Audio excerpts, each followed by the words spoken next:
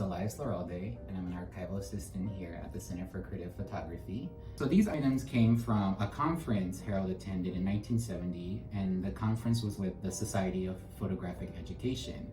And in that conference, Minor White, another famous photographer, was doing an exercise with attendees where they would trace with their fingers an image on a screen onto the backs of the person in front of them.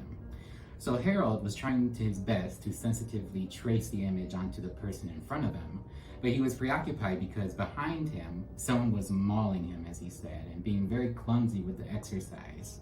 So after it was over, he wanted to see who was behind them, and he was greeted by Jerry Yulesman. They commemorated this exercise and the time they had together by creating this felt print on the shirt, which had them trace the original image onto the shirt, and then they took photographs of it on a clothesline. And Harold Jones was a major figure in the photographic field and for the history of the center. He was known for being the first director at Light Gallery, and then in 1975 being the first director of the Center for Creative Photography. We invite everyone and anyone to come to the archives to see what stories you can discover through our items in our collections. More information can be found on our website.